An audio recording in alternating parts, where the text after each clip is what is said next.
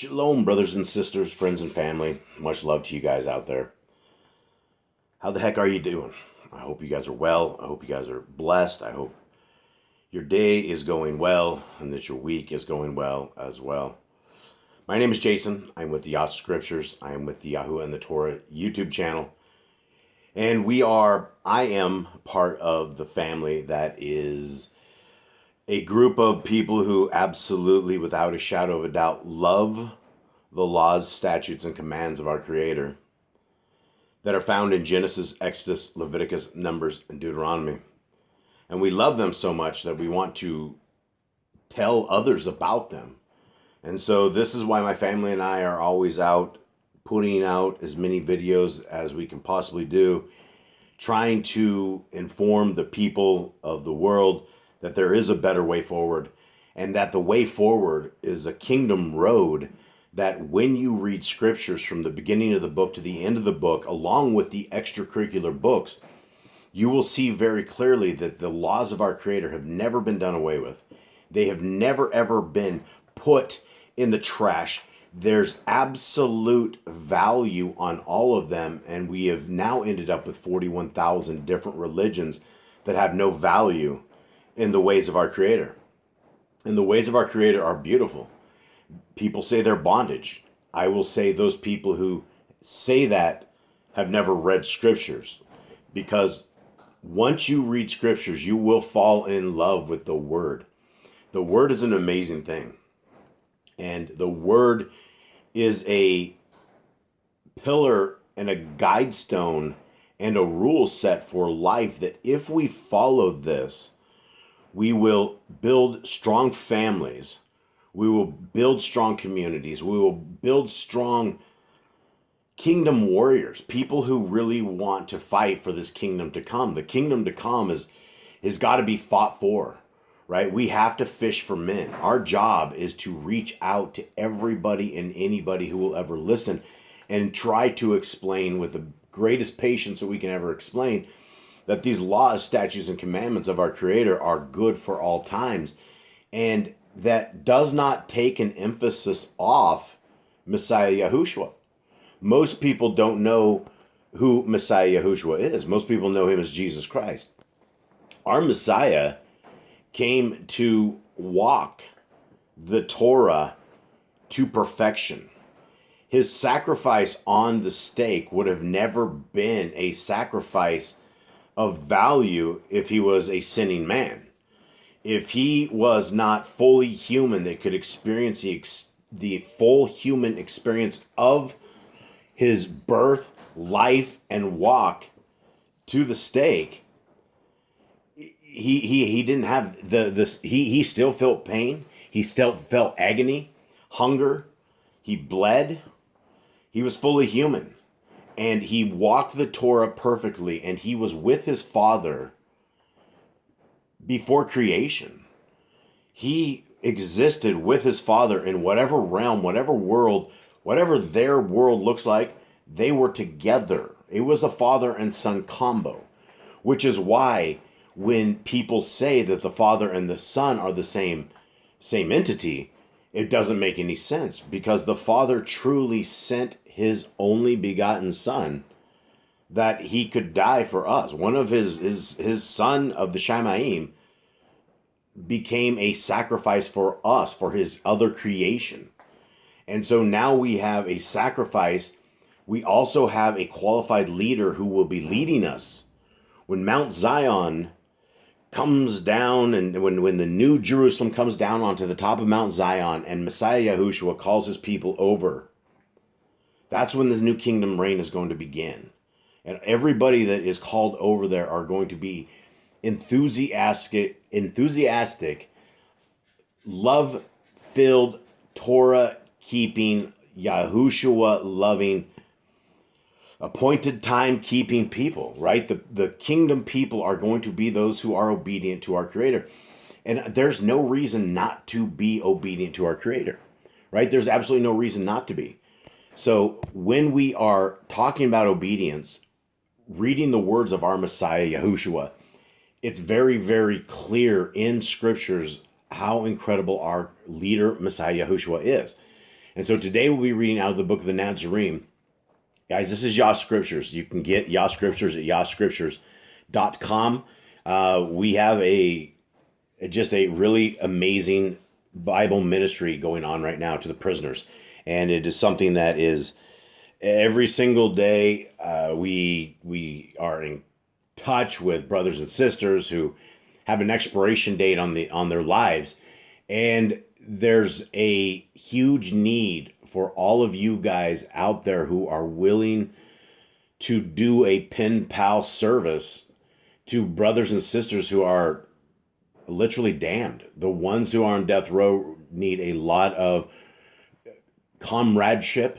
They need some friendship. They need some brothers and sisters who are willing to share the message of the kingdom to them. And if you guys are interested, guys, please get a hold of me at jboss008@gmail.com or jboss@jasonboss.net. Either one of those will get to me, and I will get you set up with a package with a couple of brothers or sisters, if you're male or female, and try to get you acquainted with those who have no hope. And so, guys, with that, we will be getting into our Book of the Nazarene. This is the last book in the book of Yah Scriptures. It is just an incredible book. And right now we are walking amongst Messiah Yahushua and his disciples. And as you can see, the Yah Scriptures has the Paleo-Hebrew name of our Creator and his Son. And it actually literally means salvation in Hebrew. And so the Son of the Most High's name literally means salvation. And, as Scripture says, if there's only one name under heaven by which men may be saved, it's better we get a better, closer wording if we can. But it's not, I don't think we're going to be messed up if we only knew the name of Jesus. But if we don't know the commandments of his dad, his father, and we're not abiding by the laws of Yahuwah, then we're going to be kicked out. There's not going to be a good kingdom for us. The eternity is not going to be good. We're going to be thrown out with all these people who really have no regard for the Creator of the universe. They really don't care. They're a vile people, and this is not who I want to spend eternity with. I want to spend eternity with those who are law keepers, those who understand the ways we should all be behaving and living and abiding by that law system, because it's good. Now, Nazarene, chapter 8, verse 46. And Talmud, a disciple, said to Yahushua, and again, that is Jesus the Christ, for those who do not know, Adonai, you say harsh things about the rulers and those in high places, but do not seek to arm us against them. Surely the day of arming comes soon. This was the understanding of most of the people that were there. The people that were waiting for a Messiah were looking for a people who were going to free them from the Romans and basically bring back their sovereignty. That's what they thought Messiah was there to do. And so a lot of them don't understand it. And when Messiah crushes you with a verbal assault of Torah, jujitsu, it really upsets everybody, because nobody has a ground to stand on. And so the people are like, are we ready to battle? What's the plan going forward? So Messiah says, Yahushua answered, a physician is called to treat the sickness, and a healthy man does not require his attentions. The good in men I strengthen but leave untouched. It is the evil I seek out to destroy. Were it not for the strength of those who govern, there would be no shalom in the land. Man would strive with man, and there would be murder and pillage everywhere. It would be like the sea, where big fish feed on the small, and nothing is there to prevent it. Therefore, if murder and robbery are kept from your door, pay due homage to those who stand guard. So this is a call to not fight against the current government that you're in, right? The Messiah is very, very clear when he's talking about what happens when there's not a governing party. What happens when it is a free-for-all? Well, men, because there's no single set of ruling authority, everybody will see something one way, everybody will see something one way. You will never, ever, ever have peace unless there is agreement upon a ruling set of governing guidelines, which is why we have the Torah. And that is the set of guidelines that should be the principal guidelines for all of us, for all our walks, for everything that we do in this world. It's supposed to be as frontlets between our eyes. We're not supposed to be able to turn to the left or turn to the right unless we understand that we can't cross Torah at any point. And that's why we have to have it and know it and study it and write it on our heart, mind, and soul, have it on our doorposts and our gates, indoctrinate our children into it. They should be completely astute and understanding and teaching their friends what Torah is. And that is what happened absolutely with my kids, because we've been in Torah, I think, for maybe about some of their lives. And that's what they've done everywhere they've gone. We know right from wrong because we know what the Torah says. And if you don't know the Torah, then you don't know right from wrong. So continuing on, that was a huge thing right there. So Messiah very clearly says, don't get your militias rolling and take out the government. 48. If an evil sovereign be guarded by 1,000 good men, should these be slain to kill the sovereign? Is it not the best to first take the good men away from the service with the sovereign, bringing them into their own ranks? Those who serve evil, though powerfully and wily, are cowards and hide behind the arms of better men. Therefore, by killing the brave men, are you not adding evil to evil? No. First bring the good and brave men to your side, and then let events happen as they will. So here we have Messiah, who, the world knows Sun Tzu as the art of war. And, people throughout all generations have always taken the art of war as doctrine. But you got Messiah Yahushua. And right here, he clearly talks about how you would take over an army without maximum damage, right? If you're able to somehow get these guys over without slaying the best of the best, without going at them and make them decide to come over, then all of a sudden you don't have to fight them and you can just bring them in, and then you have people to fight on your side. And so very, very interesting battle strategy from Messiah. 49. A young disciple, Talmud, who became an emissary, said, "You speak about bread unlike other bread, but the meaning is not clear to me. Tell me again about it." Yahushua said, "I will tell you with certainty, he who follows my cause wholeheartedly will gain eternal life, Kai.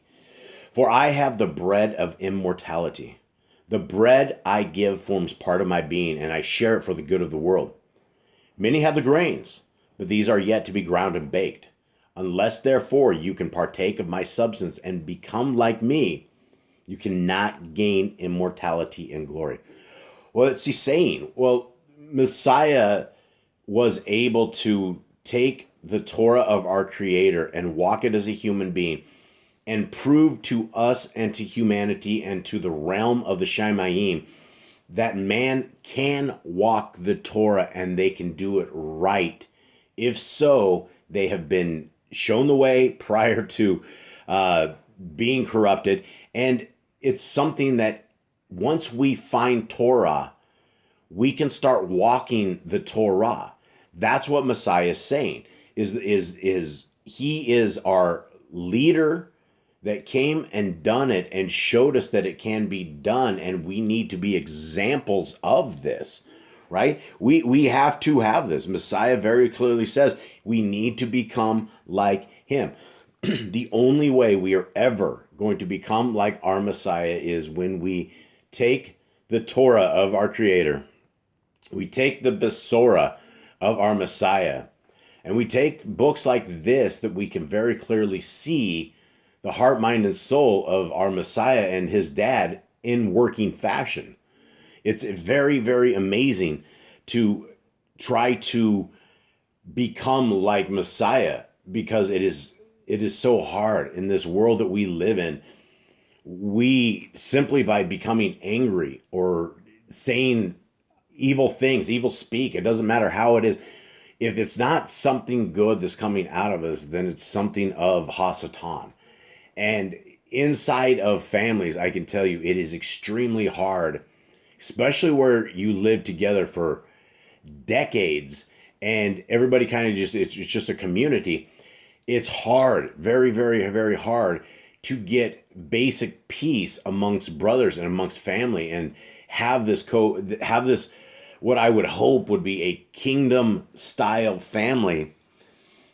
It's hard. And as we read through the books of Messiah, and as we read through the Torah, understanding that we need to love our neighbor as ourselves, as being the second of the greatest commandments.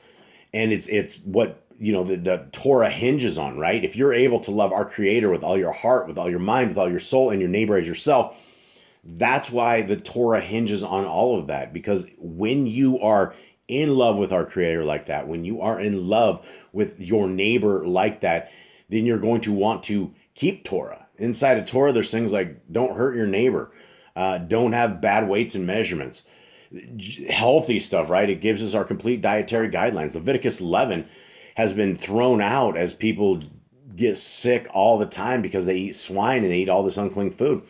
But yet our Creator has it right before us. And if we would simply read the book, it never ever says that Jesus died so that all food could be made clean, right? That's the Christian motto. They will march to their death, and if you tell them anything differently, then they tell you about Peter's dream and how all the food be made clean.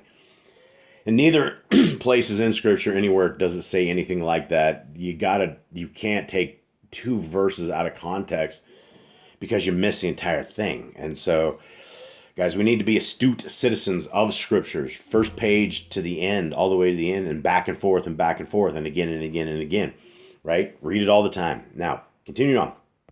51, Messiah says this. Yet what I can do, you can do also. What I have become, you can become. I do not ask men to follow a path I would not travel myself. Neither is there anything in me not inherent in you. As I am the true food of men and the power of Kai flowing in me in their true drink. I come with special gifts with authority from above, clothed with the living Ruach, and I express life, Kai, as I do because of the powers within me. So it will be with those who partake of my bread. A ton of stuff to look into this stuff, guys, right? So one of the things is that Messiah says what he has done, we can do. We're going to fall. We got to get back up. We're going to have unclean thoughts. We're all raised up in Babylon. It's up to us to get our heart clean, our mind clean, our life clean, our everything. We are working towards a marriage with the bride, and the bride we know to be as one who is perfected in all walks of everything. And so he, as a proven leader, Messiah Yahushua, our bride who's coming at some point to get his people, we need to emulate that, right? We're not going to have we're not going to have womanizers and adulterers and things like this. We're not going to have actions like this in the kingdom, right? We're going to be, if something like that were to happen in the reign of the kingdom, you're going to get tossed out the gates again and probably tossed down to the Gentiles. I don't know. If they follow Torah, you'll get rocks and things. And so Torah is going to be forever. It's not a thing that ends in death. If we are followers of Torah and followers of Yah, this is our rules. These are the way forward, which is what the Torah actually means. And so Messiah says he can do it, we can do it. And when we are accepting of his leadership, when we are accepting of his mentorship, then we are his brother and we are his sister. And so therefore, we are family into the kingdom to come. And this family is going to be amazing, guys. It's going to be people that really, really, really value good rules. That's the thing is, those who reject the Torah are rejecting it. It's good stuff. Like they're really doing damage to themselves by eating unclean foods and by not having a day of worship, a real day of rest. That stuff injures humans. And so because of this, people get injured. And it's not the fault of our Creator. He gave us the rules. 52. Many of those with Yahushua could not hold these things in their hearts, for they were not easily understood. But one recorded them. Some, hearing these teachings, said, These words are not easy to understand and difficult to accept. Yahushua said, "So you will find difficulty in accepting what I say. Suppose you could see me communicating with my place of origin. Would you believe then? But the eyes of the flesh cannot see things intended only for the eyes of the Ruach." So this is crazy what Messiah is saying here. You know, it's like it reminds me, and I know Superman, all that jive is satanic, but it reminds me of the origins of Superman, and he was up there somewhere, right? And so we have Messiah that is our Superman, that is our really truly the one who came and did it, and has, you know, when at the end of time, he literally, our Superman, Messiah Yahushua, was coming out, and he's gonna mess some people up. He's gonna do some really amazing, spiritually wild looking stuff. It's gonna melt metal and do all sorts of crazy stuff. So this is the dude we want all around us for all of our leadership, for our priesthood, for our armory, for to put us in battle array. This is him. And so I guess, you know, these guys had a really, really hard time understanding what Messiah said. The good news is we're like thousands of years later. We have all of this doctrine in front of us. We can make sense of it. These guys didn't. These guys had to work on a whole different level than we have this amazing books right before us. Okay, 54. Only the Ruach contains the power of Kai, and the flesh of itself can see or do nothing. The words I have spoken concern only the life-holding Ruach, and I have not referred to worldly matters. But still, you do not understand. I know you are perplexed and confused by my teachings. That is why I said something greater must speak internally to incline you toward me. From this day, many Talmudim and followers no longer heeded him. So, this is Messiah. You know, this is the sad life of Messiah Yahushua. He came, and for the most of it, he was rejected by everybody. He was rejected by his so-called law keepers of the day, the Pharisees, and their Judaism. He was rejected by the people. People didn't get him, and it was a heck of a walk, right? Our Messiah was built for this particular thing, and I cannot wait to meet, if that's even possible. If I can even shine the shoes of our Messiah, I would please give me the job. I would just like to encounter this guy because, you know, when you read scriptures and when you read this, he sounds like a real superhero, like the superhero. Every superhero we've ever known is all fake, right? It's all imaginations. It's all a figment of somebody's mind. But we have a superhero that our Creator gave to us that not only paved our way forward, but is he's a stud. He's just an amazing dude. Let's finish up here, guys.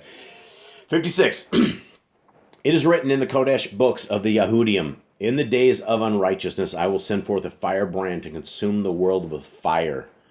Also, then each man shall know the fullness of his own nature, and his reward shall be according to his measure. So, a little bit of, what we do now is going to be what we are measured with in the future.